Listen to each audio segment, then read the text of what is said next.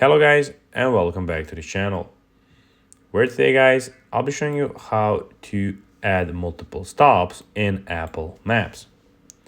So guys, the first thing that you of course need to do is go of course in your on one of your devices where you have of course Apple Maps, on an iPhone, an iPad, or Apple Maps, MacBook. Then when you open, you'll have of course things looking like this in front of you. So you have the search maps, the search box. You'll have your profile, favorites, where you can go and add your favorite locations, recent. But now guys, let's see how you can actually go and add multiple stops in Apple Maps. So launch the of course app and then use the search bar, so like this here, and type in any address that you would of course go and like.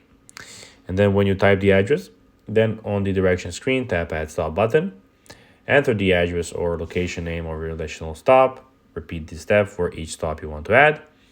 You can rearrange the order of your stops by dragging and dropping them into your desired sequence. Once you've added all the stops and arranged them in the correct order, tap go to begin your route. This way Apple Maps will guide you through all your planned stops efficiently.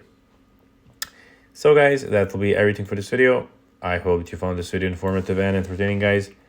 If you did, don't forget to like this video, share it, subscribe to the channel, and put the notifications on, as guys, this really helps us grow our channel. So if you have a few seconds, it will be pretty cool if you could do this for us. So guys, that will be everything for this video. I hope you enjoyed it. And guys, as always, I'll be seeing you in the next video on this YouTube channel. Until then, as always, bye guys.